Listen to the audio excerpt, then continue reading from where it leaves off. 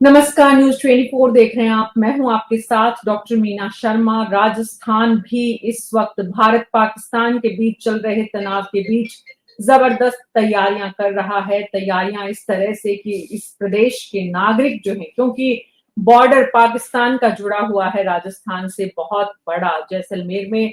और जिस तरह से ये बॉर्डर जुड़ा हुआ है भारत पाकिस्तान को लेकर, राजस्थान एक संवेदनशील प्रदेश है, इसलिए राजस्थान में मॉक ड्रिल कल पूरे प्रदेश में जिस तरह से तैयारियां चल रही हैं, कितनी इस वक्त तैयारियां जो हैं उसको लेकर सरकार तैयार है और कितना प्रदेश की जनता को इन तैयारियों के संबंध में जानना जरूरी है और क्या कुछ जानना जरूरी है। ऐसे में जब देश के गृह मंत्रालय ने भी बाकायदा एडवाइजरी जारी करके पूरे देश के नागरिकों को सचेत, सतर्क और शांतिपूर्ण ढंग से अपने अपने घरों में सुरक्षित रहने को लेकर बहुत सारी बातें साझा की है। हमारे साथ एडवोकेट प्रीति शर्मा बीजेपी की प्रवक्ता जुड़ी हैं, राजकुमार शर्मा जी कांग्रेस पार्टी के प्रवक्ता, श्याम सुंदर शर्मा जी वरिष्ठ पत्रकार, डॉक्टर मुनेश अरोड़ा वरिष्ठ पत्रकार, राकेश वशिष्ठ जी वरिष्ठ पत्रकार, मेजर जनरल अनुज माथुर जुड़े हमारे साथ और साथ ही आनंद वर्धन शुक्ला जी पूर्व पुलिस अधिकारी। आप सभी का बहुत बहुत स्वागत है। सभी से निवेदन है, अपना ऑडियो प्लीज बंद कर लीजिए। आप सब लोग अपना ऑडियो बंद रखें प्लीज। मेजर जनरल अनुज माथुर जी, आपके पीछे जो फैन चल रहा है या तो उसकी बहुत जबरदस्त आवाज आ रही है या फिर आपने जो ईयरफोन लगाया है उससे इको बहुत ज्यादा हो रहा है। प्रीति शर्मा जी, पहले सबसे आप ही बताइए, क्या कुछ इस वक्त कल को लेकर तैयारियां प्रदेश सरकार के स्तर पर हो रही है? जैसा कि कल 4 बजे मॉक ड्रिल होने वाली है राजस्थान में और इसको लेके माननीय सुधांशु पंत जी ने 4 बजे वीसी भी रखी है वीडियो कॉन्फ्रेंस के थ्रू। चाहे वो जयपुर नगर निगम हो, पुलिस अधिकारी हो, कलेक्टर हो, सभी अधिकारियों की मीटिंग रखी गई है और सभी लोग सतर्क रहें, उसको लेके लगातार सबसे वार्तालाप चल रहा है और किस तरीके से इस मॉक ड्रिल को सक्सेसफुल बनाया जाएगा, उस पर 4 बजे सुधांशु पंत जी द्वारा वीसी रखी गई थी।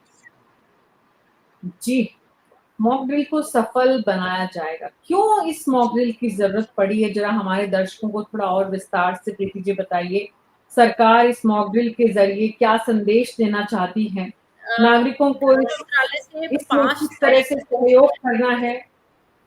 मीना जी, गृह मंत्रालय से 5 तारीख को एडवाइजरी ऑल स्टेट्स में जारी की गई है कि सभी लोगों को सुरक्षित रखना है, क्योंकि सभी किसी से छुपा नहीं है। पहलगाम हमले के बाद जिस तरीके से पाकिस्तान और भारत के बीच में युद्ध की संभावना बढ़ रही है और लगातार परिस्थितियां इस तरीके की बन रही हैं कि कुछ भी हो सकता है, तो लोगों को तैयार रहना एक हमारी जिम्मेदारी भी बनती है और सरकार की जिम्मेदारी बनती है कि लोगों को अवेयर करें कि किस तरीके से अगर युद्ध होता है तो युद्ध होने के समय आपको कैसे सुरक्षित रहना है। उसी के लिए एक मॉक ड्रिल कराई जाएगी, हवाई हमले से किस तरीके से बचा जाए और आपको कैसे सुरक्षित रखना है खुद को, ये सारी चीजें मॉक ड्रिल के थ्रू समझाई जाएंगी।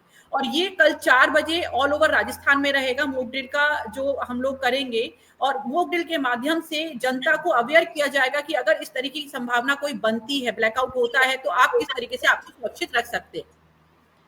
और इसमें जी, सभी लोग लाइक एनसीसी है, एनएसएस है और सारे अधिकारी हैं, कलेक्टर है, नगर निगम है, पुलिस अधिकारी हैं, होमगार्ड्स हैं, सभी अधिकारियों को इसमें शामिल किया गया है और इन सबके थ्रू लोगों को जी। अवेयर किया ये जाएगा तो मोगरेल ये के तो माध्यम प्रशासन से। के स्तर की ये तो प्रशासन के स्तर की तैयारियों की बात आपने कही, लेकिन साथ ही आपने ये भी बताया कि युद्ध के हालात बने हुए हैं। राजकुमार शर्मा जी, युद्ध के हालात, इस वक्त युद्ध जैसी स्थिति महसूस कर रहे हैं आप? विपक्ष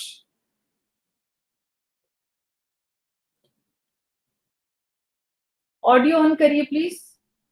देखिए मीना जी, कांग्रेस पार्टी का, पूरी विपक्ष का, पूरी पॉलिटिकल पार्टियों का, 140 करोड़ लोगों का देश के प्रधानमंत्री आदरणीय नरेंद्र मोदी जी को पूरा समर्थन है कि आतंकवाद के सफाई के लिए कठोर से कठोर जो कदम उठाएं, उनको दोनों हाथ खड़े करके पूरा देश समर्थन दे रहा है। और पूरे भारत के नागरिकों से, राजस्थान के नागरिकों से, जयपुर के नागरिकों से भी हम कांग्रेस पार्टी के होने के नाते, कार्यकर्ता होने के नाते अपील कर रहे हैं कि जो भी सरकार गाइडलाइन जारी करे उसकी हमको पालना करनी है, पैनिक नहीं होना है, अफवाहों पर ध्यान नहीं देना है। हमको हमारी राजस्थान की देश की पुलिस पर, सेना पर हमको भरोसा रखना है और हमारे देश के प्रधानमंत्री जो भी फैसला लेंगे देश हित में लेंगे और आतंकवाद के सफाई के लिए लेंगे। ऐसा हम सबको मानना है और इस बात को हमारे दिल दिमाग में बैठा करके भी रखना है और अफवाहों पे बिल्कुल भी ध्यान नहीं देना है। जहां तक मॉक ड्रिल की आप बात कर रहे हैं, मॉक ड्रिल चालू हो गई है, कल और होगी। वो इसलिए हो रही है कि लोगों को अवेयर करने के जो भी तौर तरीके हैं बता दिए जाए, खासकर उन लोगों को जो हिंदुस्तान, राजस्थान की या हिंदुस्तान की बॉर्डर्स में रहते हैं, दूसरे देश की जो भी बॉर्डर लगती है वहां के लोगों को अवेयर होने की आवश्यकता है और वो अलर्ट अलर्ट रहें, अवेयर रहें और कोई भी ऐसी संदिग्ध व्यक्ति या वस्तु कोई चीज आती है तो सरकार को या सेना को अतिशीघ्र अवगत कराएं। जी, मेजर जनरल अनुज माथुर, इस वक्त राजस्थान की भूमिका को आप कैसे और कितना आंकते हैं जब भारत पाकिस्तान के बीच इतना तनाव है, हमारा बॉर्डर स्टेट होने के कारण, और जितना संवेदनशील प्रदेश है इस वक्त प्रशासन की, सरकार की ये तैयारियां, तो इससे अंदाजा लगाया जा सकता है कि मुख्यमंत्री और उनकी पूरी कैबिनेट इस वक्त स्टेट में नहीं है, लेकिन उसके बाद ही प्रशासनिक मशीनरी जो है वो इस काम को बेहतर ढंग से कर रही है। लेकिन एज ए स्टेट कौन कौन सी बातें स्टेट को ध्यान रखने की जरूरत है? मीना जी, पहली बात तो आपका बहुत बहुत धन्यवाद है। क्या मेरी आवाज आ रही है? क्योंकि मैंने माइक्रोफोन हटा दिया है, मैं सीधा डायरेक्ट मोबाइल से बोल रहा हूँ। Perfect major general. Thank you very much for that. देखिए, मैं आपको एक दो बातें, इससे पहले कि हम मॉक ड्रिल की बात करें, एक दो बातें बताना चाहता हूँ। पहली बात, ये हमारे जो कांग्रेस के प्रवक्ता हैं उन्होंने भी कहने का प्रयास किया, मैं दोबारा इस बात को रिपीट करूंगा क्योंकि ये आपके दर्शकों को जानना बहुत जरूरी है। ये कोई भी पैनिक सिचुएशन नहीं है, किसी को पैनिक करने की आवश्यकता कतई नहीं है। ऐसा नहीं है कि कल लड़ाई शुरू हो रही है इसलिए आज मॉक ड्रिल हो रहा है। देखिए, क्या होता है कि जब युद्ध होता है किन्हीं दो देशों के बीच में या कहीं भी, तो जो सेनाएं लड़ रही हैं उनका जो होता है वो आपस में अपने आप को तैयार रखती हैं हर किस्म की चीज को करने के लिए। वो अपनी कैजुअलिटीज का मैनेजमेंट कर सकती हैं, अपने रेफ्यूजीज का मैनेजमेंट कर सकती हैं, सब कुछ। लेकिन जब भी युद्ध होता है उसका एक व्यापक असर जनता पे पड़ता है, आम लोगों पे पड़ता है, और उस समय यह आवश्यक हो जाता है कि आम लोग किस प्रकार अपनी और अपने सामान वगैरह की और बहुत जो क्रिटिकल इंफ्रास्ट्रक्चर है उसकी किस प्रकार देखभाल कर सकते हैं अथवा किस प्रकार वो उसकी देखभाल में मदद कर सकते हैं, पहली बात। दूसरी बात, जो सिविल तंत्र है वो, देखिए, जब भी युद्ध होएगा मीना जी, ये बहुत आवश्यक बात समझने की है दर्शकों को कि युद्ध होता है एक whole nation, all of nation approach होती है, और इसमें बहुत बड़ा काम, बहुत बड़ी तमाम एजेंसीज का, सिविल एजेंसीज का होता है। मैं बताऊंगा कौन कौन सी आवश्यक एजेंसीज हैं। उसके अलावा लगभग हर एजेंसी जो है वो इसके अंदर शामिल होती है। Railway, medical services, police, central arm police forces, तमाम चीजें। उसके अलावा क्या आवश्यकता होती है कि जो एक कुछ चीजें हमको अपने सेफ्टी के लिए करनी है, कुछ चीजें हमको अपने जो एसेट्स हैं, उदाहरण के लिए आपके राजस्थान एटॉमिक पावर प्रोजेक्ट है, जितने भी ऐसे इस प्रकार के जो एसेट्स होते हैं मीना जी, वो सदैव शत्रु के रडार पे रहते हैं और वो पॉसिबल टारगेट्स होते हैं। इस प्रकार की लिस्ट, और नहीं, सॉफ्ट भी नहीं होती, मैं बताऊंगा उसको, प्लीज मेरे को मौका दीजिए पूरा बोलने का।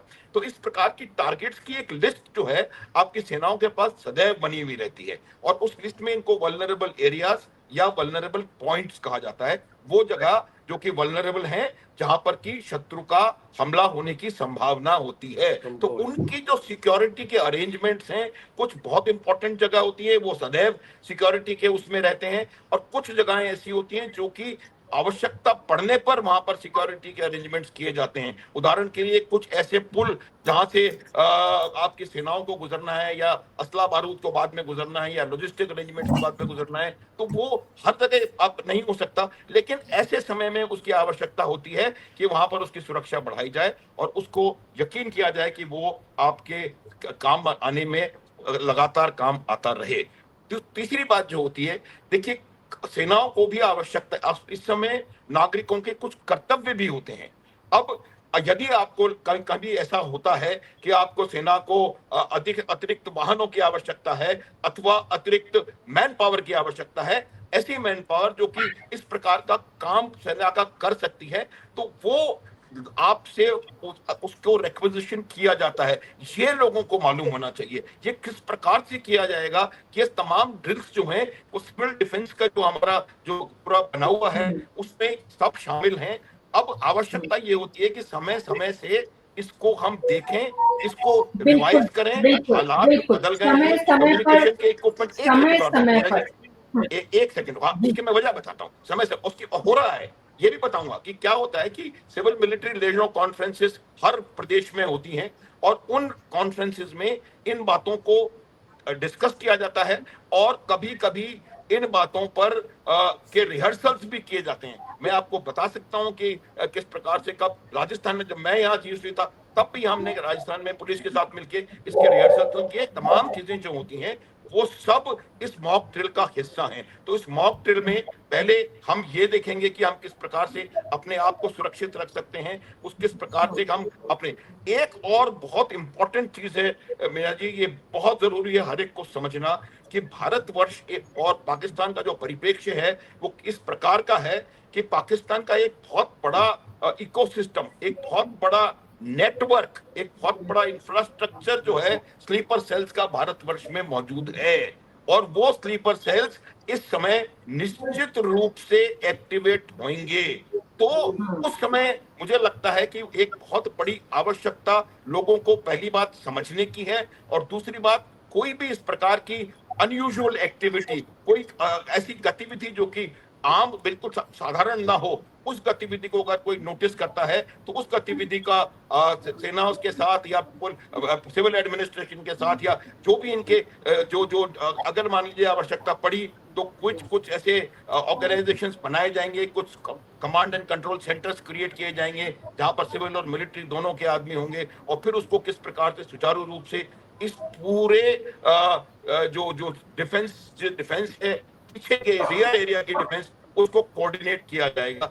ये एक बहुत ही महत्वपूर्ण विषय है क्योंकि व्यापक असर युद्ध का, सेना तो तैयार है, सेना लड़ रही है। और तीसरी बात मैं आपको एक और बता देना चाहता हूं कि आपकी जो एयर डिफेंस है भारतवर्ष की, बहुत कॉम्प्रिहेंसिव एयर डिफेंस है। 5 लेयर में आपके एयर डिफेंस लगी हुई है। कोई वजह मुझे नहीं नजर आती कि पाकिस्तान की एयरफोर्स यहाँ पर आकर के कुछ इतना भीतर आकर के कुछ कर पाए। लेकिन फिर भी एक बात याद रखने की होती है, और वो बात ये होती है कि कभी दुश्मन को कम ना आके। आप देख लें कितना अंतर है इजराइल और फलस्तीन की फौजों में। बहुत इम्पोर्टेंट बात, थोड़ा बहुत इम्पोर्टेंट बात ये जो मेजर जनरल अनुज माथुर आप कह रहे हैं कि दुश्मन को कभी भी कमजोर नहीं समझना चाहिए। और पाकिस्तान, अगर हम पाकिस्तान को सामरिक लिहाज से देखें तो वो कमजोर है भी नहीं। जिस तरह से रिपोर्ट्स आ रही हैं और जिस तरह से दुनिया के कुछ देशों का पाकिस्तान को सामरिक सप्लाई, मतलब जो हथियारों की है पिछले कुछ दशकों में, उससे भी इस बात का अंदाजा लगाया जा सकता है। लेकिन आज की तारीख में जब देश में इस स्तर पर जब तैयारियां चल रही हैं तो आम जनता में कई तरह के सवाल, चिंता उठना लाजमी है। और अनुज माथुर जी ने जैसा साफ साफ कहा, हमारे दर्शकों को और देश के नागरिकों को ये समझना है कि अभी कोई पैनिक जैसी स्थिति नहीं है। भारत और पाकिस्तान के बीच जो भी तनाव है उसे भारत सरकार जिस भी रणनीति से निपटेगी। आम नागरिकों को अभी इसमें कोई चिंता करने की उस तरह की जरूरत नहीं है।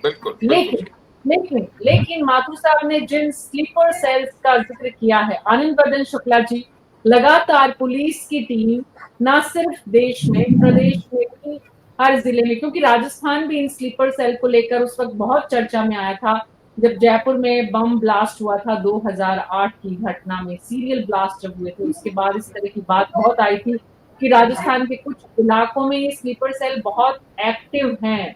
राजस्थान पुलिस की नजर में डेफिनेटली लगातार ये युद्ध की स्थिति है तब नहीं, हालांकि युद्ध की स्थिति अभी है या नहीं ये कम से कम भारत सरकार की तरफ से स्पष्ट नहीं किया गया है। प्रीति जी ने कहा युद्ध की स्थिति है, वो कहाँ से ये बात की जानकारी मैं उनसे दोबारा कंफर्म करूंगी, क्योंकि भारत सरकार की तरफ से अभी युद्ध जैसा कुछ भी नहीं कहा गया है। तो सवाल ये है आनंद वर्धन शुक्ला जी कि ये जो स्लीपर सेल्स हैं इन पर नजर तो राजस्थान पुलिस की लगातार ही रहती होगी। जी हाँ, देखिए युद्ध हमेशा सीमा पर ही नहीं लड़ा जाता, दोनों तरफ होता है, अंदर भी बाहर भी। जनरल माथुर साहब ने बहुत अच्छे से समझाया कि इक्वली एक्टिवेट है लोग, स्पेशली सीमावर्ती जो क्षेत्र है हमारे, जैसलमेर, बीकानेर, गंगानगर, बाड़मेर और उससे लगे हुए जिले, वहां उनका एक्टिव होना हम लोगों के लिए बहुत चिंता का विषय है। और ये बीच में एक बार एक अपील भी आई थी कि आप क्या करें एज ए नागरिक, home guard, civil defence, NCC, NSS, उन चीजों पर नजर रखें जहां से हमारी फौजों का मूवमेंट होता है, सड़क है, रेल है, मार्ग है, जितनी भी तरह की इस तरह की चीजें हैं उसको हमको मेंटेन करना है। जो लोग घरों में बैठे हैं, हालांकि देखिए इतना पैनिक होने की जरूरत नहीं है, बिल्कुल सही कह रहे हैं माथुर सर, इतनी किसी में मादा नहीं है कि हिंदुस्तान में घुस के इतना कुछ कर सके। वो लोग कह रहे हैं कि हमारे पास इतने एटम बम हैं, तो हमने कौन सा मतलब जो है अमरूद और आलू रख रखे हैं, हमारे पास भी है। आप जानते हैं कि हम लोग इनिशिएट नहीं करते, हम प्रोएक्टिव नहीं है इस बारे में, लेकिन डिफेंस में हम बर्बाद कर सकते हैं। लेकिन अंदर के जो स्लीपर सेल्स हैं, जो छुपे हुए लोग हैं, आपने देखा पिछले दिनों पाकिस्तान के लोगों को लोकेट करने की कोशिश की गई, निकाला भी गया, लेकिन आश्चर्य होगा कि ये हजारों नहीं लाखों की संख्या में हमारे यहाँ रह रहे हैं। पता नहीं पिछली सरकारों ने क्या किया, पासपोर्ट में यहाँ आए और उसके बाद यहीं के बन के रह गए, आधार कार्ड बन गया उनका, यहाँ पासपोर्ट बन गया। ये लोग बहुत ही ज्यादा खतरनाक है, इनके ऊपर नजर रखनी है। रात और दिन राजस्थान पुलिस में, अपनी सीमा की बात कर रहा हूँ, एक्टिव है, काफी सिस्टम हमारा एक्टिवेट है, हर चीज की यहाँ पर चर्चा करने की आवश्यकता नहीं है, लेकिन हम मजबूत हैं। आप निश्चित रहिए, आपके सामने जो नागरिक सुन रहे हैं वो भी निश्चित रहे, ठीक है सेफ्टी सिक्योरिटी अपनी रखें, लेकिन चिंता करने की कोई आवश्यकता नहीं है। वी विल टैकल, जी वी विल सर्टेनली टैकल। जी, राकेश वशिष्ठ जी, इस वक्त दोहरी जिम्मेदारी, एक तरफ सरकार की जिम्मेदारी है और दूसरी तरफ समाज की भी जिम्मेदारी है करेक्ट, कि वो सरकार के साथ खड़ा नजर आए, समाज पूरा का पूरा। इस वक्त समाज में चर्चाएं आप भी सुनते होंगे, आपके आसपास भी बहुत सारी होती हैं। समाज में भी दोनों तरह के लोग हैं, एक हमारे साथियों जैसे जो स्टूडियो से युद्ध कर देते हैं और युद्ध जैसी स्थिति बना देते हैं, और एक वो जो इस देश के नागरिकों को लगातार इस बात के लिए निश्चिंत करते हैं कि भाई आप सब्र रखिए, शांति रखिए, अपने आसपास के माहौल को जागरूक बनाए रखिए और भारत सरकार पर विश्वास रखिए और अपना काम ठीक से करिए। तो समाज की जिम्मेदारी इस वक्त ज्यादा बढ़ गई है राकेश जी। और मीना जी, हमारे लिए बड़ी सुखद बात है कि हमने, जो हमारी याददाश्त में है, हमने 1965 का युद्ध भी देखा, हमने 1971 का युद्ध भी देखा, और 62 के युद्ध में धुंधली धुंधली यादें हैं हमें, लेकिन 65 के युद्ध की और 71 के युद्ध की हमको खूब याद है कि किस तरह की व्यवस्था यहाँ हुई और जनता में कितना जोश था। सैनिक भले युद्ध सीमा पर रहे हों, लेकिन देश की जनता एकजुट थी और उनमें सेना के प्रति, देश के प्रति बड़ा भारी भाव था कि कैसे हो, इसको कैसे किया जाए। इस समय भी यही हालत है, क्योंकि जैसे ही इस बात की घटना 22 अप्रैल की घटना घटित हुई तो पूरे देश में एक वातावरण बना और सरकार के साथ खड़ा होने का, खासतौर से विपक्षी दल बिना किसी लाग लपेट के सीधे आए और उन्होंने सरकार को समर्थन देने का ऐलान किया कि सरकार जैसा भी चाहेगी हम साथ हैं। ये हिंदुस्तान की राजनीति के लिए, हिंदुस्तान की राष्ट्रीयता के लिए बहुत अच्छी बात है। हम आम लोगों में, हालांकि ये बात सही है, जनरल साहब ने जो कहा कि पैनिक होने की जरूरत नहीं है, आम जनता बड़ी आश्वस्त है, वो पैनिक नहीं हो रही इस बार। तो आप लोगों ने भी इस बात को एहसास किया होगा कि जनता में कहीं भाई कोई डर का भाव नहीं है, और वो इस बात के लिए बड़ी आश्वस्त है कि जो सरकार का नेतृत्व है इस समय, जो इस समय देश की जो फौजें हैं इतनी सशक्त हैं कि एक बार अगर शुरू हो गए तो दुश्मन देश को पूरी तरीके से सबक सिखाने की स्थिति है। तो इसलिए ये भाव तो नहीं आ रहा कि कहीं डर लग रहा हो ये लाओ। अब हालांकि हमारा भरतपुर भी बड़ा सेंसिटिव है, बॉर्डर क्षेत्र नहीं है तो क्या हुआ, लेकिन सेंसिटिव 2 मायने में है। वो जनरल साहब को जानते हो कि एम्यूनिशन डिपो बहुत बड़ी है यहाँ पर। एक पड़ोस में आपका आगरा है जो एयरबेस है, इस कारण भरतपुर भी काफी सेंसिटिव उसमें है और यहाँ काफी सक्रियता रहती है। पिछले चुनावों के दौरान यहाँ जिस तरह का हमने देखा माहौल कि लोगों ने मोहल्ला वाइज कमेटियां बना रखी थी और रात को निकलते थे। अगर कहीं इस तरह की बातें होती थी, ब्लैक डाउन करने की बातें होती थी, तो खुद जाकर के उन लोगों को सचेत करते थे, उन लोगों को मोटिवेट करते थे। और हालांकि जनता अपने आप में मोटिवेट रहती थी, लेकिन थोड़ा बहुत अगर कहीं कच्चापन दिखता था तो ये लोग उस बात के लिए उनको मोटिवेट करते थे कि भाई ऐसा मत करो, ये सारी बात है। और पिछले चुनावों में इस बार भी अगर युद्ध अगर शुरू हुआ तो ये होगा तो लोगों को दान देने की, धन देने की जो स्थिति है वो निश्चित रूप से पैदा होगी और देश की रक्षा के खातिर लोग अपना योगदान भी इसमें देने के लिए प्रयास करेंगे। हालात सामान्य है, या ऐसा कुछ भी नहीं है, क्योंकि पिछले युद्धों की तुलना में इस समय हिंदुस्तान में जो समझ पा रहा हूँ हमारा कि 100% आश्वस्त है कि हमारा कुछ नहीं होना, जो कुछ भी होना है वो आपके विरोधी देश का होना है, जो दुश्मन देश है उसका होना है। इसलिए कोई ऐसी बात नहीं है। आपकी प्रशासन पूरी तरह सजग है और सारी व्यवस्थाएं ठीक है और बिल्कुल इंतजार कर रहे हैं कि इस अब की बात इतनी क्यूरियसी है कि इतने इंतजार कर रहे हैं कि कब ये बात हो। और हालांकि जनरल साहब भी जानते हैं और सब लोग जानते हैं कि युद्ध की तैयारियों के लिए बड़ा टाइम लगता है। लोग तो उम्मीद कर रहे थे अभी हो जाएगा, ऐसा नहीं लगता। हर काम की तैयारी पूरी करनी पड़ती है, पिछले सेक्टर को भी संभालना पड़ता है, सप्लाई लाइन को भी संभालना पड़ता है, फौजों की तैनाती भी होती है, सारी बातें होती है, ये होता है। और चूंकि राजस्थान के बॉर्डर पर जाने का रास्ता हमारे यहाँ को हो रही, लोग बाग बड़ी उनकी सेवा करते हैं जब फौजी यहाँ से निकलते हैं, उनको जगह जगह यहाँ लंगर लगते हैं, चाय पानी की व्यवस्था की जाती है, ये सारी की जाती है। तो इसलिए इस बार पहले नहीं जनता और बड़ी उत्साहित है और वो इंतजार कर रही है कि कब किस तरह की हो और फिर वो भी अपना उसमें जितना हो सके अपना सहयोग प्रदान कर सके। जी डॉक्टर मुनेश अरोड़ा, मैं आपके पास आ रही हूँ शाम जी, उसके बाद आपके पास आऊंगी जरूर। मुनेश जी बहुत देर से इंतजार कर रहे हैं, सबसे पहले जुड़े थे। डॉक्टर मुनेश अरोड़ा, सवाल ये है कि मॉक ड्रिल का जो कॉन्सेप्ट है दरअसल वो तो इसलिए होता है कि प्रशासन जो है वो ये अपने नागरिकों को भी बताए कि हम सतर्क हैं और नागरिक भी सतर्क हो। लेकिन आज टेक्नोलॉजी जहां पहुंच गई है और जिस तरह के युद्ध इस वक्त दुनिया में, अगर वैसे तो युद्ध की स्थिति में एक बार फिर से बोल रही हूँ कि युद्ध की स्थिति अभी हमें किसी को नजर नहीं आ रही है। भारत सरकार आतंकवादियों को जवाब किस तरह से देगी इसकी अभी कोई स्पष्टता नहीं की गई है। लेकिन ऐसे किसी भी तनाव के समय में, किसी भी संकट के समय में, जब पड़ोसी मुल्क के साथ सीमा को लेकर, आतंकवाद को लेकर हमारे यहाँ पर बहुत जबरदस्त तनाव है, तो ऐसे में अभी जब नई व्यवस्था, नई टेक्नोलॉजी, नए समय की जरूरत के मुताबिक प्रशासन को और ज्यादा दुरुस्त और ज्यादा एक्टिव और ज्यादा डिजिटलाइज होने की जरूरत है और ज्यादा प्रयासों में नयापन लाने की जरूरत है। बिल्कुल मीना जी, बात तो सही है कि नया प्रयास नए तरीके से होना चाहिए, क्योंकि हमने 1971 को देखा है युद्ध को, जैसा विशेष साहब बता रहे थे। मीना जी, सबसे बड़ी बात है precaution is better than cure. आप भी यही कर रही हैं, बैठ के जनता को अवेयर कर रही है।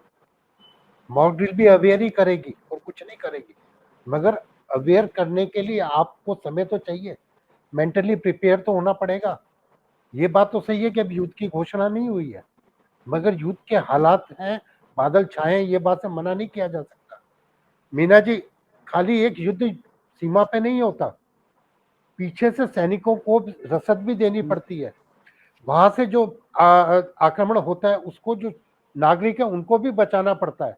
स्काउट एंड गाइड में इस बात का प्रिकॉशन लिया जाता है कि कैसे हताहतों को पहुंचाया जाता है, कैसे उनकी रक्षा की जाती है, कैसे एम्बुलेंसेस की व्यवस्था, कैसे बैरक में जाया जाता है, कैसे सैनिकों के लिए खून की व्यवस्था की जाती है, कैसे ब्लड बैंक्स बनाए जाते हैं, कैसे अनाज का स्टोरेज किया जाता है। ये बहुत सी बातें हैं मीना जी, खाली एक प्रिकॉशन नहीं है। आपके एक शहर में कहीं बम गिरता है तो आज तो मिसाइल्स आती है, प्रिकॉशन बदल। 71 का जो हमने देखा है, जब ट्रेन पे हम जाते थे और लाइटें बंद कराते थे, वहां से प्लेन उड़ता था तो यहाँ सायरन बोलता था, और जब प्लेन वापस जाता था तब ट्रेनें जाती थी और लाइटें ऑन कराई जाती थी, पूरा शहर अंधेरे में जाता था, सायरन बजते थे। तो मीना जी आज टेक्नोलॉजी व्हाट्सएप पे कैसे हो जाएगी या डिजिटल माध्यम से चली जाएगी मैसेज कि आपको ये करना है, ऐसा ऐसा खतरा पैदा हो गया। मगर मीना जी जो फिजिकल रिक्वायरमेंट्स है वो तो आपको तैयार रखनी पड़ेंगी। जैसे पानी के स्टोरेज रखने पड़ेंगे आपको, आपके आसपास इस तरह की रस्ते हो, खड्डे बनाने के लिए जगह हो, पानी के लिए व्यवस्था हो, पानी में कोई जहर न मिला दे, इस तरह की व्यवस्था हो। ये भी तो प्रिकॉशन बड़ा, आपने पुलों को रक्षा करने की बात तो कर नहीं मिला। और भी बहुत से सेंसिटिव एरियाज है जो अपन यहाँ बात कर नहीं कर सकते। ऐसे सेंसिटिव एरियाज बहुत है, खाली एक आध नाम लेने से नहीं होगा, क्योंकि अगर हम नाम बताते तो वो हमारे दुश्मनों को बताना होता है कि हमारे ये एरिया पे आप अटैक। जी तो मीना जी ऐसे बहुत से सेंसिटिव एरिया है जहाँ पे पिछली बार जब 71 था तो आरएसएस ने काम किया था, उन्होंने खून भी दिया था, संघ के लोग काम करने गए थे, एनएसएस के लोग काम नहीं करने गए थे, एनसीसी के लोग काम करने गए थे, स्काउट एंड गाइड एक्टिव हुआ था। पुलिस और प्रशासन तो अपनी तरीके से एक्टिव रहता है, मगर स्लीपर सेल के ऊपर प्रशासन पूरा ध्यान नहीं रख सकता। ये जिम्मेदारी आम नागरिक की है, खून की कोई कमी ना हो ये जिम्मेदारी आम नागरिक की है, अनाज की प्रॉपर व्यवस्था बने ये जिम्मेदारी आम नागरिक की है। कोई आपात स्थिति पैदा हो जाए तो आपस में समूह मिलकर किस तरह से प्रिकॉशन ले, किस तरह से लोगों की सहायता करें, उनको लिए तैयारी करना ये आम नागरिक की जिम्मेदारी है मीना जी। इसके लिए आप जितना ज्यादा प्रोग्राम करेंगी उतना ज्यादा मेंटली लोग प्रिपेयर होंगे, देखेंगे। जी प्रशासन और मॉडल तो अपने लेवल पे चलेगी, पार्टी अपना काम करेगी, मगर जी युद्ध का गोला टाइम और जगह पूछ के नहीं आता, बिल्कुल डिजाइन टाइम बिल्कुल। और पूछ के जगह नहीं आएगी। उस समय इसीलिए आम इसीलिए उसकी प्रिपरेशन इसीलिए भारत सरकार की तरफ से जो कुछ इस वक्त तैयारियां की जा रही हैं, हर प्रदेश को इसके लिए अलर्ट किया जा रहा है।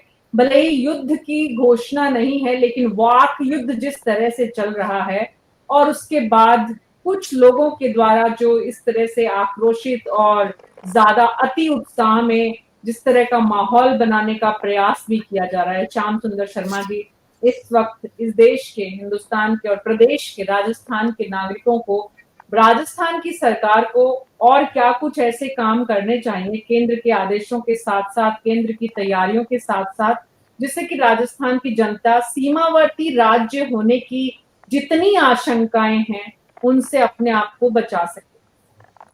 मीना जी अब जमाना बदल गया है, अब पहले वाला युद्ध नहीं होगा।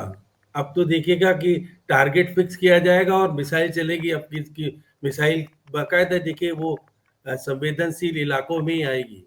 अब देखिएगा राजस्थान सरकार को केंद्र ने 28 शहर दिए हैं जहाँ मॉक ड्रिल होनी है और कैटेगरी भी बांट दी है कि number 1 category, number 2 category, number 3 category. Number 1 category में कोटा और रावत भाटा और चित्तौड़ को रखा है। वो क्यों रखा है ये भी आपको पता है कि वहाँ हमारा न्यूक्लियर वाला जो बिजली का प्लांट है वो सिंथेटिक रूप से रावत भाटा में, तो फर्स्ट नंबर पे रखा है।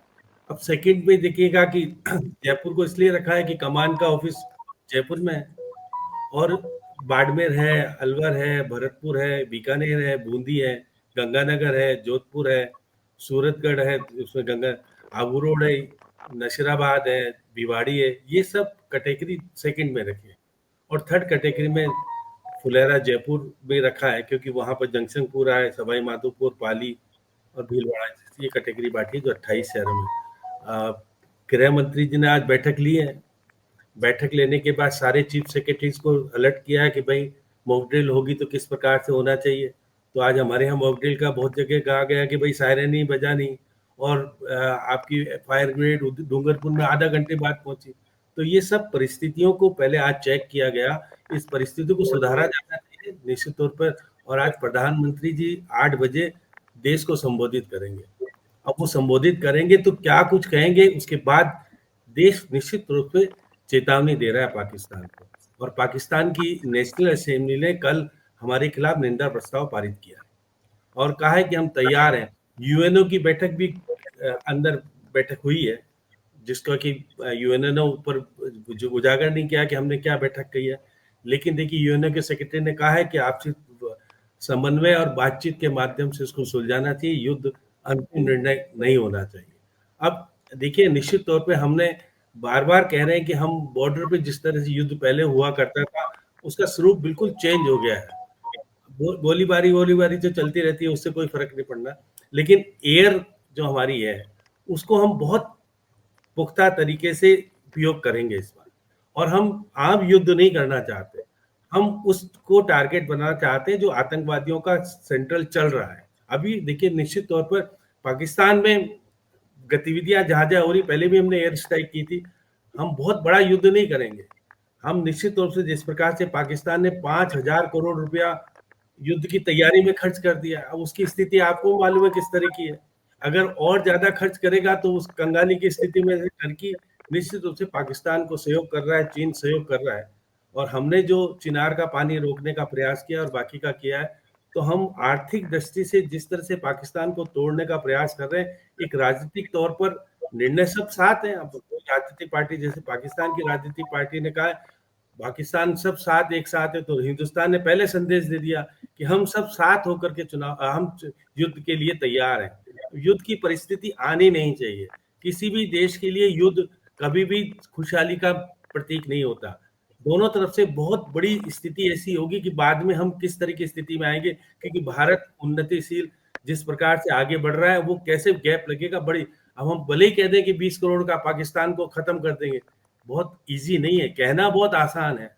टारगेट हम किस प्रकार से करेंगे, वो किस तरह की स्थितियां करेगा, क्योंकि हमारे परमाणु बम चलने के बाद क्या स्थिति होती है, आपने भी देखा जापान का बिल्कुल। आज तक परमाणु बम का दंश जापान आज तक झेल रहा है। बहरहाल बहुत बहुत शुक्रिया आप सबका इस चर्चा में शामिल होने के लिए। कुल मिलाकर जो तस्वीर समझ में आ रही है वो ये कि इस वक्त भारत और पाकिस्तान के बीच जो भी तनाव की स्थिति है, उससे बचने के लिए हिंदुस्तान के हर नागरिक की जिम्मेदारी है कि वो उसमें प्रयास करे। युद्ध किसी भी सूरत में किसी भी देश के लिए अच्छा नहीं है। भारत कम से कम युद्ध के पक्ष में कभी रहा नहीं है। अहिंसा की नीति पर भारत हमेशा चला। गुटनिरपेक्ष से लेकर आज तक भारत ने जितने प्रयास किए हैं, उसमें आज देश के प्रधानमंत्री नरेंद्र मोदी रात 8 बजे देश के नाम संबोधन में क्या कुछ कहते हैं, पूरे देश को इंतजार है। लेकिन इस देश को और इस देश के नागरिकों को समझने की सबसे बड़ी बात जो है वो ये कि अपने अपने घरों में युद्ध मत करिए, अपने अपने गली मोहल्लों के पार्क में युद्ध का मैदान मत बनाइए। जो स्थिति इस वक्त है उसे समझिए, सतर्क रहिए, सुरक्षित रहिए, अपने आसपास के लोगों को जागरूक करिए और सुरक्षित रहने के उन्हें कैसे उपाय करने हैं उनके बारे में समझाइए। न्यूज़ 24 पर अभी मेरे साथ इतना ही। नमस्कार।